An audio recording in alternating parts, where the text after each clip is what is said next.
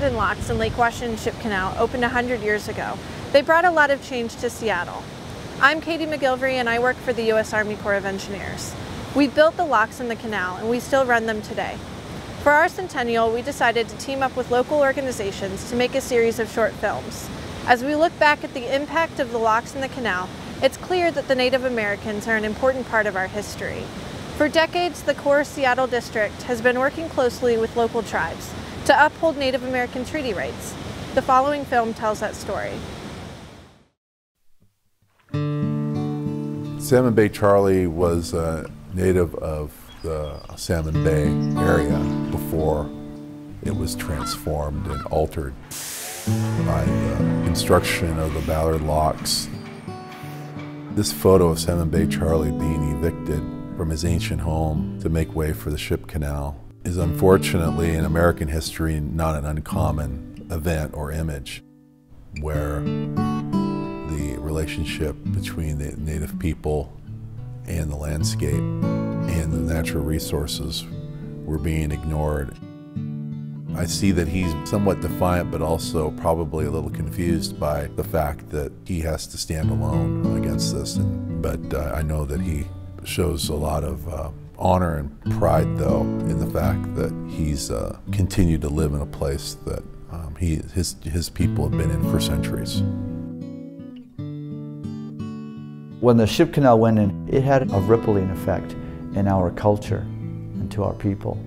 But the traditional roots of our people still exist here in the Salmon Bay area through our rights to gather, to harvest, our right to feed our children, our right to feed our grandchildren these traditional foods. Today, we work with the state of Washington, we work with Suquamish, and U.S. Army Corps of Engineers co-managing the fisheries program that occurs here in Lake Washington, Salmon Bay, and the Ballard locks, and exercise our treaty right by harvesting fish. You can look at treaty rights as the glass that's half full, or you can look at it as the glass that's half empty. I prefer to think the glass is half full.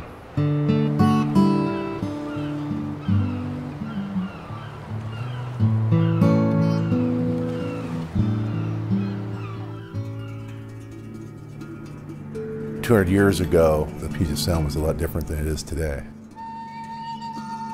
There were much larger ancient trees here. Glaciers and snowpacks were hardy. We had cleaner water, much more stronger river and stream flows. And there was a lot more wildlife here. The tribes were very well adapted to this environment. We're able to gather and store large quantities of salmon and clams and berries and deer and all the foods that they needed. And they also had quite a bit of access to medicinal plants and also materials for building homes and making clothing and for using their technology, their fishing nets and their canoe paddles and all those great things that they needed to adapt and survive in the Puget Sound. Salmon were the basis of our subsistence and were also important because of their spiritual connection to the tribe. Most of the tribes here believe that the salmon are people and that the salmon transform themselves every year into their salmon form to provide food for the people. So it's important that we take care of the habitat, that we use the fish in an honorable way, and we share it and just take what we need and then save a lot to be restored in the spawning beds so that they can go back to their winter houses and conduct their ceremonies and come back again when they turn themselves back into the fish that we have always relied upon. Salmon Bay was such a productive environment that people returned to that area seasonally, year after year, to hunt and to fish and to collect shellfish. And we know from archaeological sites in the area that there were villages there. There were a group of people called the Shilsho that lived there. And Salmon Bay Charlie was probably one of the last Indian people that were living in that area. There were a number of Coast Salish groups that used the area that we know of as the Ship Canal for moving people and goods between freshwater and saltwater. It's a cleft in the hills that would be an obvious route. There's two small strips of land that are blocking the way, but if you're using canoes, it's easy to portage over those areas or to have other canoes waiting for you stored on either side of the portages. You would see Lake Washington on the inland side as having a wealth of resources. You can go there to fish, you can go there to get cattail that you need to create mats or to weave into baskets. But then there's also the social aspect of it, where they want to maybe visit relatives that live up in the Snoqualmie River. So you would have people traveling via the area we know as the Ship Canal in order to go to different places around the region. And you think about it, the Ship Canal today is just a new iteration of something that's been happening for thousands of years. After the Denny party landed on Alki Beach, there were a lot of changes. And one of the changes was that the traditional villages of this area needed to make room for the European neighbors that were coming in. Our European neighbors discovered how bountiful this area was and really wanted to exploit those resources: timber, land, and fish. Unfortunately, my ancestors were on the receiving end of those changes. They had to literally pack up their belongings and move to a reservation. And these reservations are a result of the Point Elliott Treaty, basically an agreement between the governments that says we're going to relocate from our traditional village sites and move to an area that's been designated as a reservation by the federal government. But on the flip side, the treaty also reserved the traditional rights of these people to have access to the natural resources, meaning the fish and the berries, the game, the waterfowl, the beach. These tribes still had reserved their rights to feed their children, to feed themselves, to feed their elders. One of the impacts of the Ship Canal, of the Ballard Locks, was the lowering of Lake Washington, 9 feet, which had a huge impact on the south end of the lake and its natural resources, which affected my people and their treaty right to harvest natural resources. So lowering of the lake was significant enough to literally destroy a river.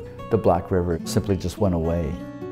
There is a remnants of it still there in Tukwila. There's a ditch there, and it's sad because that was really a real special place.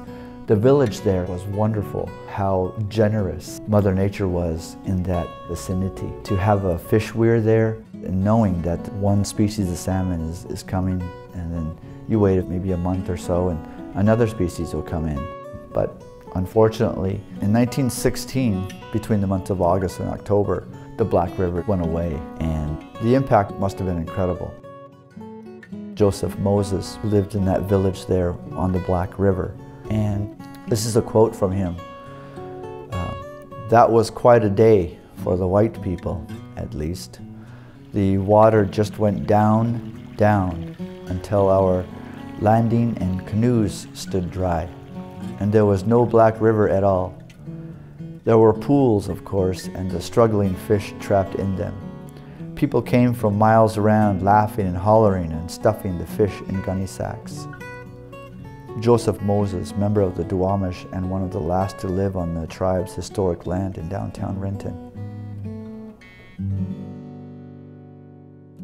The fishing rights case that developed in the 1970s grew out of the fact that tribal people were not being allowed to fish as they had been promised. It was a time when traditional culture had been disappearing, and tribal fishermen had not been able to get their share of the catch. And so they fought for their fishing rights, the rights that they'd been guaranteed in the treaties. That was kind of the buck stops here moment, where we're going to fight for salmon and it's going to help our culture, and that's what's happened. And since that time then, tribal culture has had a resurgence as well. And so now I think the tribes have realized their treaty rights, but also their rights to practice their traditional culture. And so they're working with the Army Corps and other groups to make sure that they're a partner in this big enterprise that's pretty amazing. When people see a fishery being conducted in the Ballard Locks by the tribe, I think their first feeling is there's an issue with overfishing. And that's not true, because there's a robust and strong management system that's negotiated by the state and the tribes and the United States federal government to manage our fisheries in a way that provide enough escapement of salmon so that they can reproduce and come back and provide sustainable fisheries. There's a commercial fishery which provides income to our fishermen. We also have fishermen that go out and fish on a ceremonial basis for the tribe, so that we have traditional food for our ceremonies, including memorials and funerals and hosting canoe journeys and for different events within the tribal community. We believe that it's only fair that we be engaged in the fishery that was rightfully ours, that we exchanged for ownership of the land. It's important for us to honor what our ancestors were able to allow us to continue. When representatives from our area went to the Point Elliott Treaty meeting and put their X on the paper. I prefer to think that our leadership in the 1850s knew what was coming, and in an effort to salvage what they could, not only for them, but for their future, for their children, their children's children. They needed to put some key phrases and some key words in that little piece of paper that would provide us an opportunity to be Indian in the 20th century, in the 21st century.